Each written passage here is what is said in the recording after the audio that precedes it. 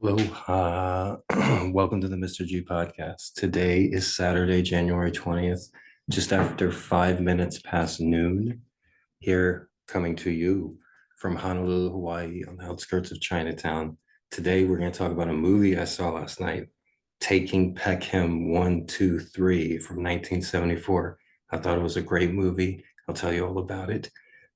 Then we'll briefly shout out our prayers to everybody on the mainland United States, where the temperatures, they're suffering an Arctic blast, and there's 60 people so far as the death toll of people that have frozen. So we'll shout out them. A good friend of mine, Melissa, her husband was in a pretty serious car accident.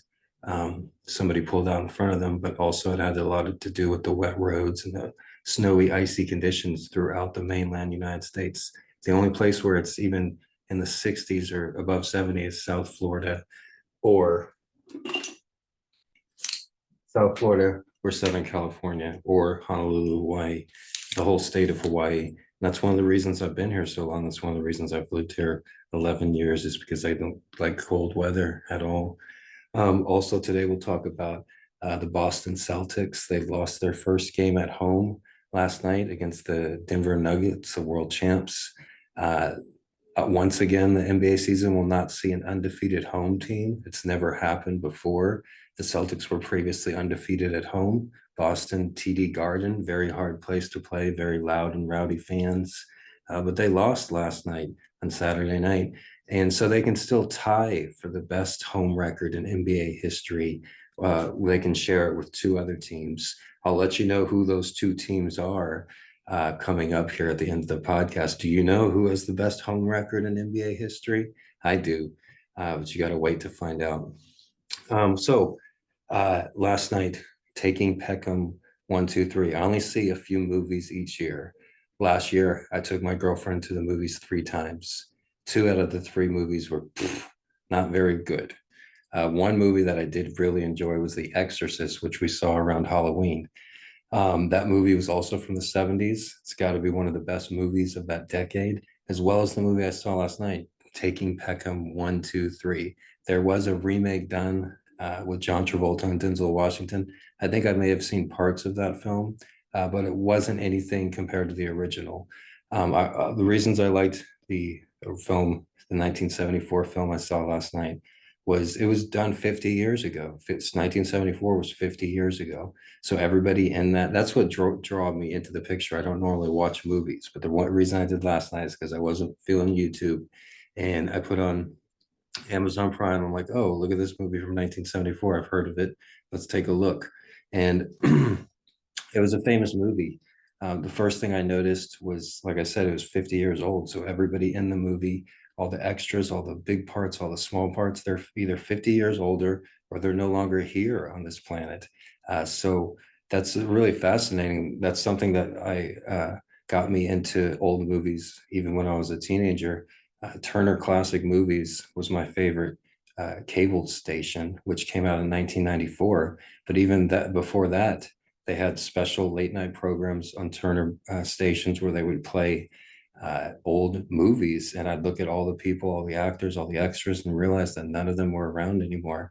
And that was in 1994. 1994 was 30 years ago. 1974 was 50 years ago. So if I'm watching that in 1994, that would be equivalent now to watching a movie that's from 2004.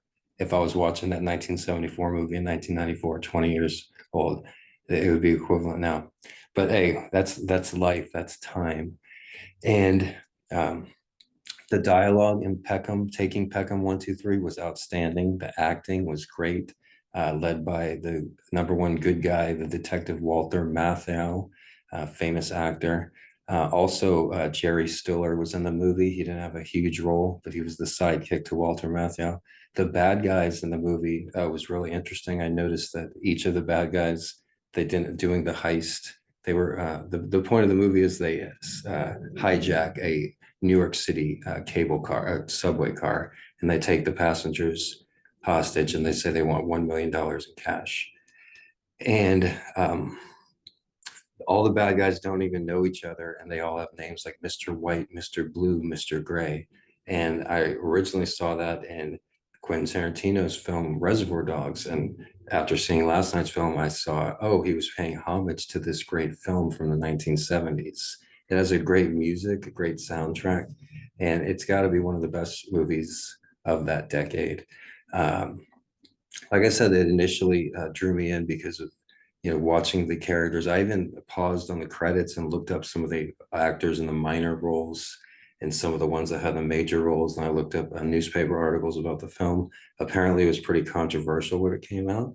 And I could see that now. If it came out now, it'd be controversial for different reasons. If it came out now, it'd be controversial because sometimes it took like stereotypes and made jokes out of them, which was okay for the time in 1974, but you probably couldn't get away with it now. But in 1974, the movie was controversial because they say it was at the height of the hijacking golden era, where a bunch of planes were like hijacked every day. It seemed like a new plane was getting hijacked, and they even make reference to that in the movie. They say to the bad guys hijacking the subway car, they're like, "Why aren't you guys hijacking planes?" And then they're like, "Because we're afraid of heights." They make a lot of small jokes in that movie, but it works. Normally, those come off as corny, especially in action movies. And taking Peckham 1, 2, 3 is an action movie, but it's so well done and well made. And even the smaller roles, like the extras and the hostages, they and the hostages was each like stereotype. If you look at the credits, it says like gay guy, prostitute, or hooker. It has like little pet name, jokingly names for each of them. There was an old Jewish guy in the movie I really liked, and he's like, "Hey," uh, he just reminded me. He kept on saying Yiddish phrases. He's reminded me a lot of old Jewish people that I've known, and he was like, "How much are you getting for us?" And the bad guy's like, "What's it to you?" And then the Jewish hostage is like, "Oh, a man likes to know his worth." And it was just a great movie. It's probably one of the best top 10 movies I've seen of all time. And I really liked it a lot. It was a Joseph Sargent film from 1974. Uh, Definitely to check it out. All right, so like I said earlier, in the mainland United States, they're having a huge freeze, Arctic blast, which happens this time of year. One of the reasons I moved to Hawaii, one of the reasons I've lived here 11 years, is because I do not like cold weather at all. And that Arctic air in Texas, even, it lasts February, March. And during those winters, I would just wait and count the days until it got warmer. So I'm very blessed, very grateful to be in Hawaii. Like I said, 60 people have lost their lives, and prayers go out to them, as well as my friend Melissa's husband, Mike, who was in a serious car accident and is in the hospital. She recently lost her niece, Aura, to kidney cancer, and Aura was a really great shining light, only 10 or 11 years old. And it's a great name as well. My girlfriend painted a picture for her with the Aurora Borealis. And that was her Make-A-Wish dream too, was to see the Aurora Borealis, what she was named after. So yeah, it just reminds us to be kinder to our neighbors, including myself, and um, learn to fly around the clouds, because it's a miracle that we're even on a speck of dust in the corner of the Milky Way, flying around a rock going 1,000,000 miles per hour.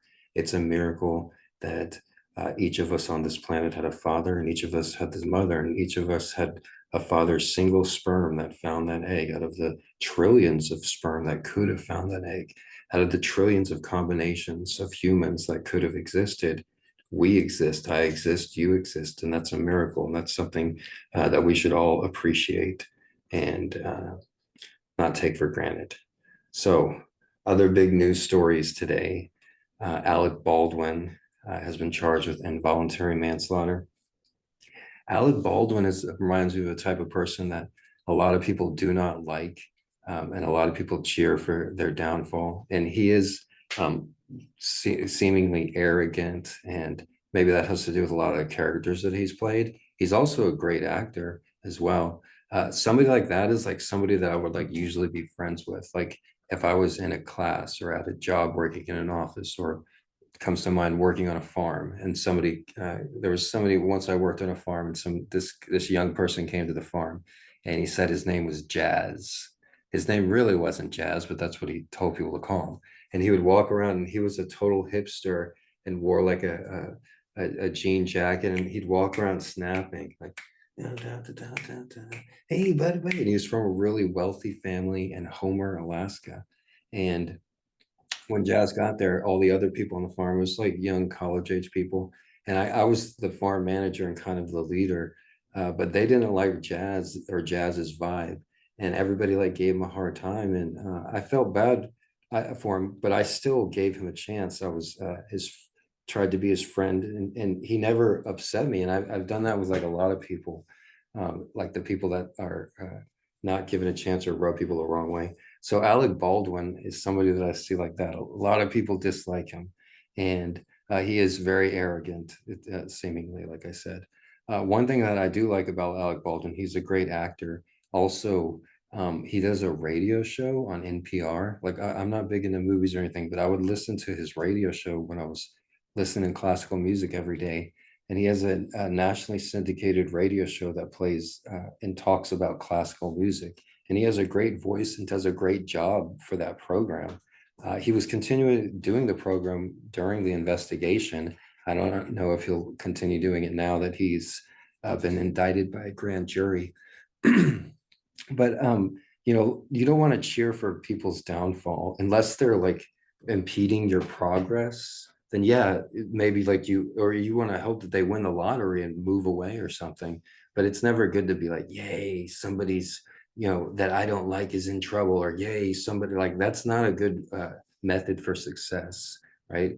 The only person you want to compete with or compare yourself with is to who you were yesterday, not to who anybody else is today. So, as far as the crime goes, it seems like the little that I've looked into it, there was obvious negligence. I saw something for a few months. Alec Baldwin was saying he didn't pull the trigger, and the gun just went off, and the person that handed him the gun, like the prop girl, should be the one that's charged. But no, they decided to charge Alec Baldwin. I don't know if they're charging the other person. And it seems like they've done so much thorough investigation on this. There might be something else, like maybe he did try to make a joke or try to scare somebody and it didn't go right.